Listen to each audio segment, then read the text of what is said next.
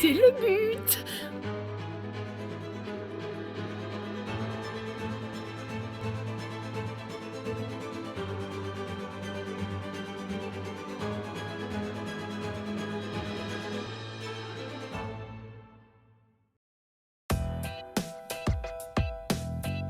L'idée du projet, c'est d'aller faire des big walls en trad en Norvège. Des voies les plus longues possibles, tout sur coinceur. Le bon granit de Norvège nous donnait vraiment envie, et l'idée bien sûr c'est d'aller en mobilité douce, et donc pour ça on a choisi le stop.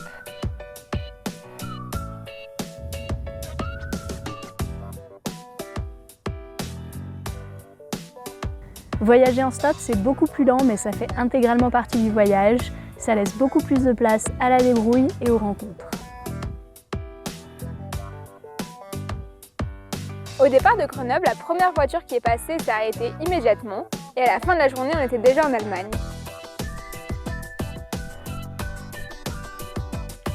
En arrivant à Copenhague, il y a nos chauffeurs qui nous disent que des collègues peuvent nous héberger, qu'après un apéro tous ensemble, il y a Stéphane et Karine qui nous ont passé une clé de chez eux et une carte de bus pour qu'on puisse visiter la capitale et rentrer à l'heure qu'on veut. C'est vraiment impressionnant de voir à quel point ils avaient confiance en nous. Anaïs, c'est une vraie boule d'énergie. Elle touche un peu à tout, elle fait de la montagne, du vélo, de l'escalade. Elle vient d'avoir 18 ans et ce départ, il était un peu engagé parce qu'elle a eu les résultats de son bac alors qu'on était sur une aire d'autoroute en plein milieu de l'Allemagne.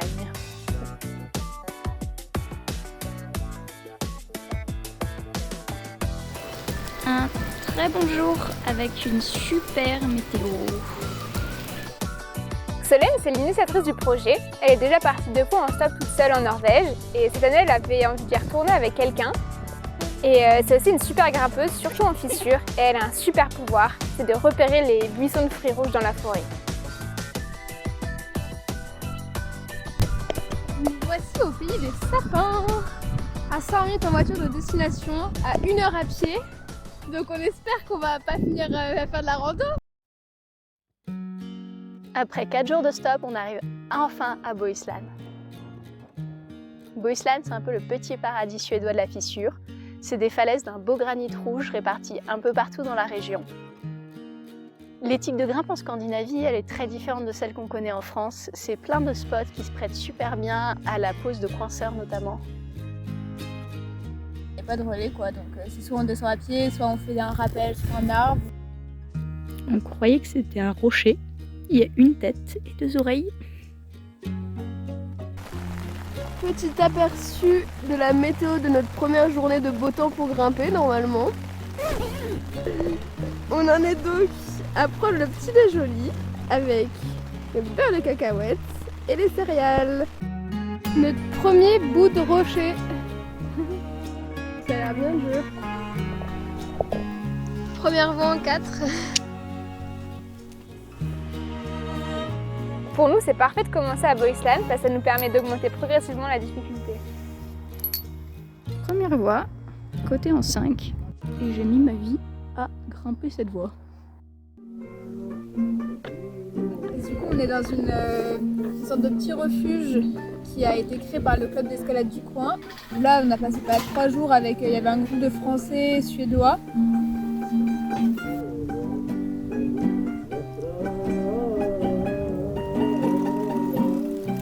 Vous connaissez le concept du tandem? C'est que les deux ils pédalent et bah moi j'ai trouvé mieux. Il y a Anaïs qui pédale et moi je prends le rire.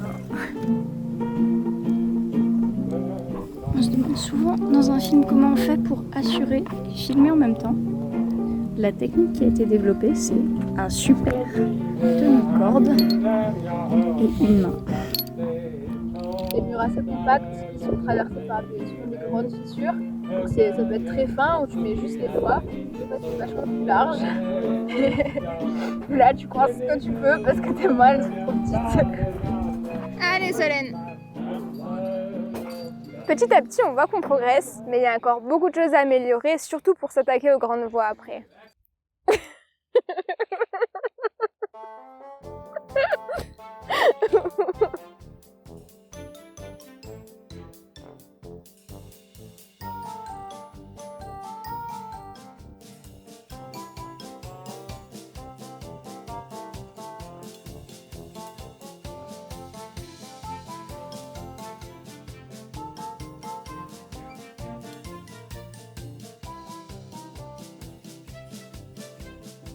C'était comment?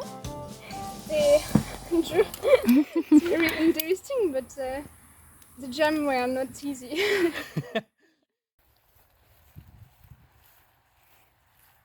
Ça fait donc 4 jours qu'on est là. Aujourd'hui il fait pas beau, donc on va sûrement bouger pour aller en Norvège, où la météo a l'air pas trop top non plus. Notre idée c'est d'aller à Nisedal. On a vu une falaise qui a l'air pas mal, c'est Hagefjell. Le problème c'est qu'elle a l'air quand même assez isolée. Elle est à 37 km du village le plus proche, donc il faut qu'on arrive en stop à pouvoir aller là-bas.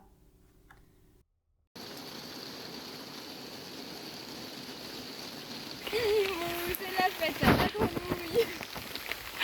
Qu'est-ce qu'on fait? Je vais la randonnée sous la pluie.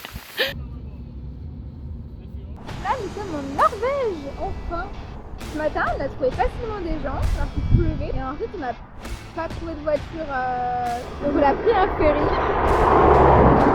Et là, on attend des voitures. On est sur la dernière ligne droite avant Nisedal. Ouais, La dernière ligne droite presque.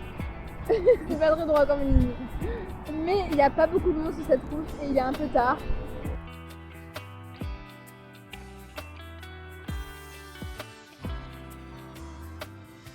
Est-ce qu'il y a des moments où c'est un peu plus compliqué? Ah, là on rencontre pas grand monde. Parce que quand c'est isolé, il n'y a plus de voiture, et quand il n'y a plus de voiture, le stop ça marche plus trop.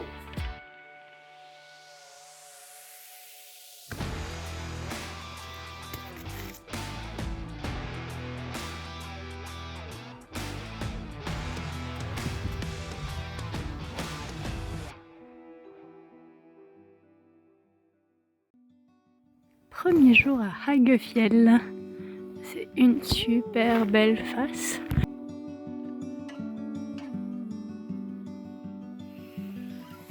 C'est bien le jardinage.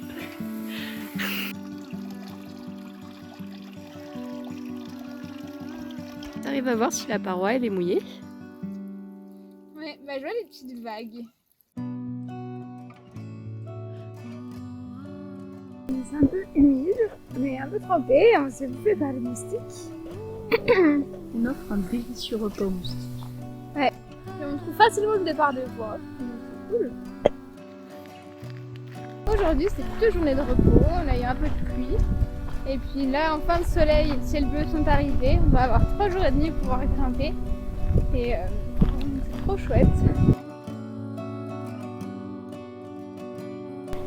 On est parti pour notre première grande voie. Il fait grand beau, mais il y a beaucoup de vent. Donc il fait pas très chaud là. Et là on arrive au pied de la voie, il n'y a plus de vent. Il fait super chaud, on est en plein soleil. Voilà notre voie. Sternschnuppe.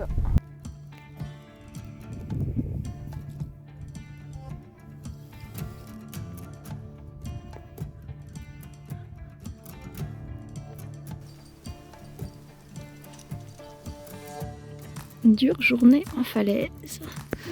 Parce que ça avance pas trop devant. Mais de toute manière, il y a une petite grappe d'être humain tout là-haut.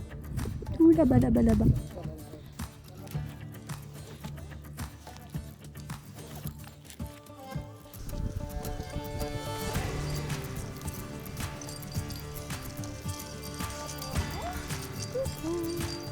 Bon, on a fait 60 mètres. Ça défile? Ouais. Moi je vais le sommet après 800 mètres de grimpe.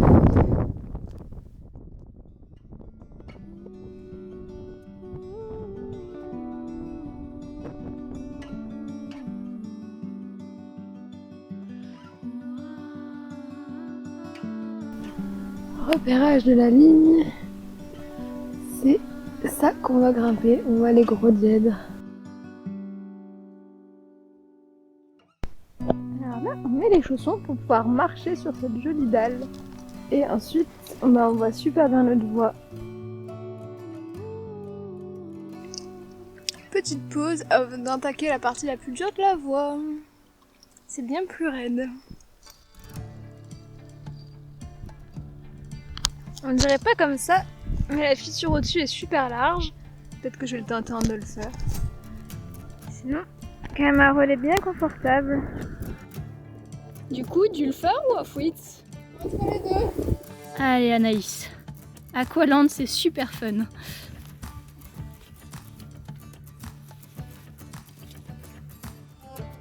Sommet de Mutsola.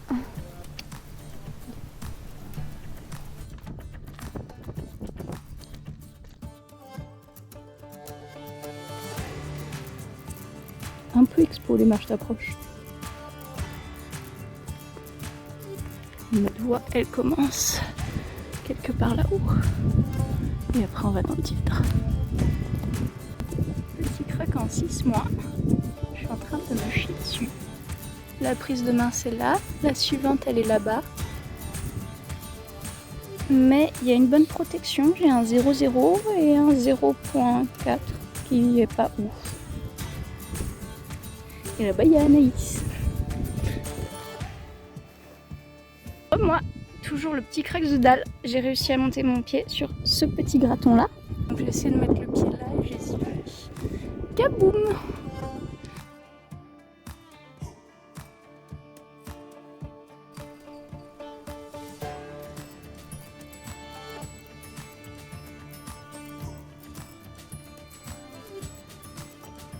C'est par l'Off-Whits. Mais bon. Vu comme ça, il a l'air pas pire. Tout là-bas, on voit le parking et notre tente. 3e jour, 4e grande voie. On est en haut.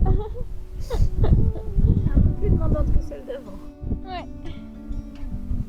Bah, on monte progressivement dans la difficulté quand même. Parce que là, dans 3 jours, on fait du 8 hein. Ça commence à fatiguer quand même. Là, à la fin, moi.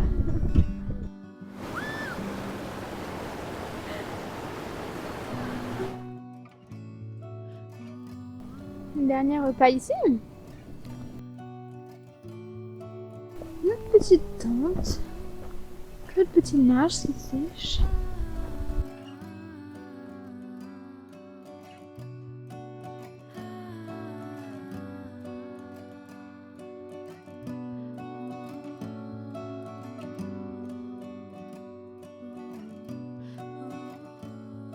Du coup, on doit repartir plus tôt que prévu, plus rapidement là. Même pas besoin de demander et les gens nous proposent de nous ramener, donc on part avec le ciel.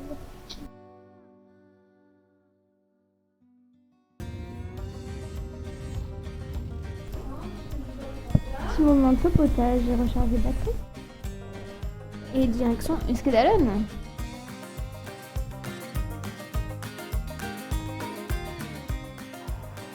Est-ce qu'on va? Du bon côté du fjord d'Uskadalen. Et là, il est 21h45, c'est toujours pas encore. Ouais. Si puissant. Mais bien tard. Ça va être drôle demain matin parce qu'on est vraiment à côté de la route.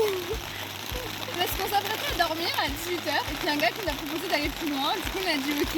Ce matin on va découvrir ce petit lieu qui est quand même super mignon. Donc là on n'a plus qu'à se trouver une voiture qui va dans notre vallée pour aller se trouver notre endroit de bivouac au pied des falaises.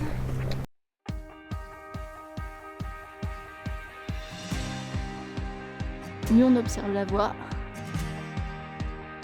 et les vaches nous observent. Alors jusqu'à présent on a toujours eu des approches faciles. Le chemin va être là-bas, mais il y a une clôture et une maison. Mais en fait je pense qu'on est sur un éboulis géant recouvert d'herbe. C'est pas le plus simple du coup pour marcher. Et puis bien sûr c'est trempé. Bon, nous n'avons pas trouvé le chemin. Il n'y avait pas de chemin. Donc nous partons à l'azimut, comme dirait Nico. Ça y est, on voit notre voie. On va marcher dans la mousse. On peut essorer les chaussettes.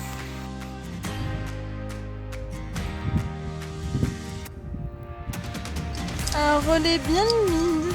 Et la voie qui est quand même un peu humide, hein, par endroit.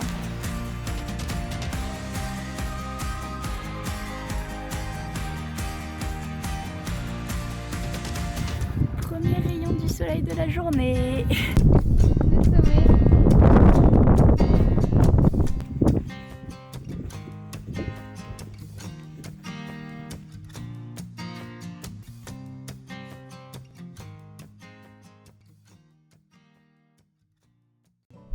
Là, on est à Issoudun et c'est des voies plus longues que ce qu'on a fait jusqu'à présent, avec plus de marge d'approche aussi. Un peu plus. Donc, dans l'idée, on avait repéré 3 voies, une de 800 mètres dans le 5-6, une de 1000 mètres plutôt facile et une un peu plus courte, 500 mètres, je crois, plus dure, assez continue dans le 6. Donc hier, il faisait beau, on est parti pour la voie de 800 mètres. On dit que c'était un peu un test pour la voie plus dure, de voir comment on ressentait la cotation, etc. Là, c'est la face avec la voie de 500 mètres un peu plus dure. Donc aujourd'hui, c'est repos, manger, dodo et topotage.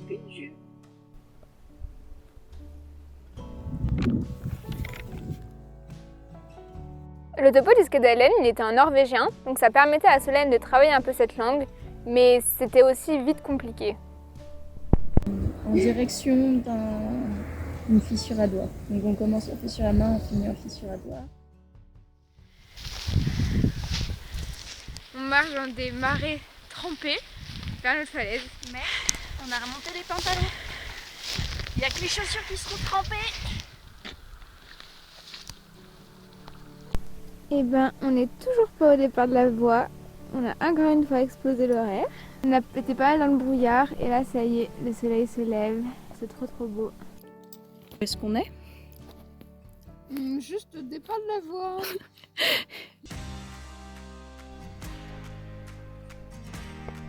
Il y a une cordée derrière nous, on va pouvoir faire de la cordée stop.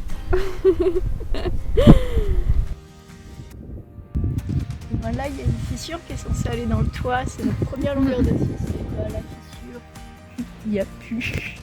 Du coup, on va faire une longueur de 4 en désescalade tête. J'avais jamais fait ça encore, c'est bien, on fait des nouveautés. On s'est arrêté là-haut, c'est à 200 mètres de nous. Et là, dernier appel. La Bartasse continue. Et sous la pluie. En Norvège, on fait des activités super variées. On a fait du jardinage, on a joué dans Aqualand et là on fait du canyoning. Au point où on est, on fait même plus d'efforts pour éviter ça. Norway is known for being an expensive country with lots of rain. The west coast, Uskudalen included, has even more rain.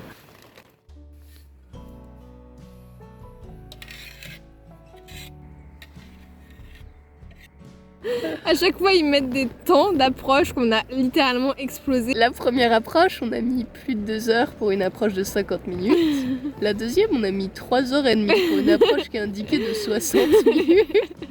On a tiré 2 longueurs, dont une dans le 5+6. Bah, ça, c'est notre traduction qui marche pas, soit on est juste pas doué. Bah, là aussi, hein. Et là, c'est mouillé, mais.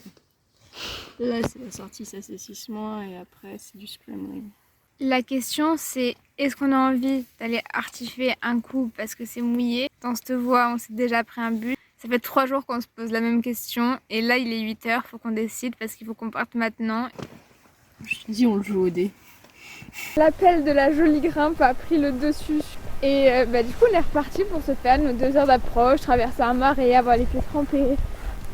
Et on espère cette fois-ci sortir cette voie. C'est le dernier essorage de chaussettes au pied d'une voie. C'est quoi le problème? Mes chaussons ils sont trempés. Et je pars dans une longueur, je me suis déjà fait rousser une fois, j'y retourne, j'ai peur avec des pas de dalle, avec des chaussons trempés. Nous voilà au même endroit que la dernière fois, du coup ce qu'on a topoté nous a permis de voir par où passer. Petit relais sur 3 prottes.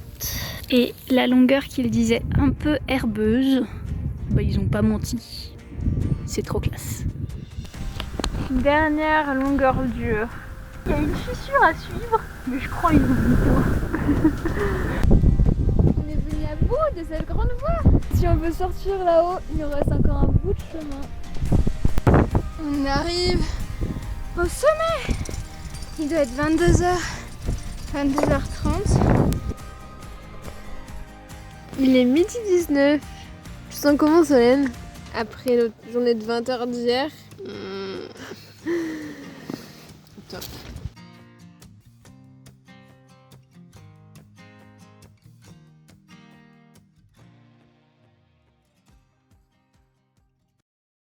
Une des parts hyper importantes de ce voyage, vu qu'on fait du stop, c'est vraiment de rencontrer les gens. Mais c'est un peu compliqué de le filmer parce qu'on n'ose pas forcément leur demander s'ils sont d'accord. Et puis en voiture, bah, c'est pas hyper simple. À chaque fois, on fait des super rencontres.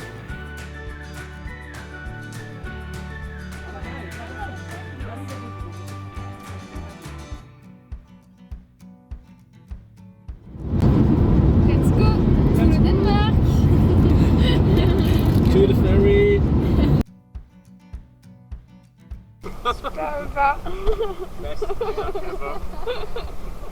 Yes, because these two girls came with hitchhiking. Well, where did you start yesterday hitchhiking? Yesterday we were in Flensburg. So you started in Flensburg. You came yesterday from Flensburg to Avalonia. Yeah. Cool, yeah?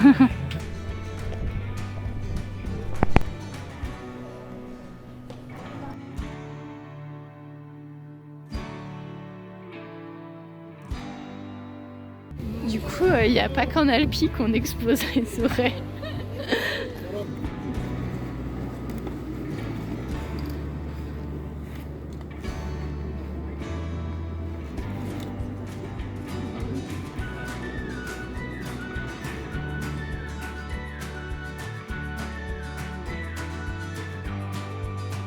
Petite vidéo du projet fin de cycle des équipes randonnées de l'Isère. Ça, c'est le dessert gastronomique. Et ça, c'est le dessert de Grota.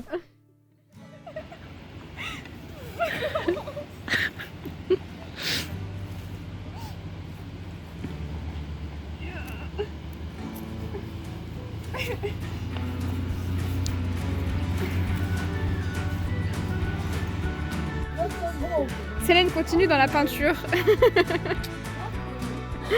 Cette fois, c'est pas du sang. Appel à des grelots perdus à Mâcon. Il est 21h et on n'est pas à Grenoble.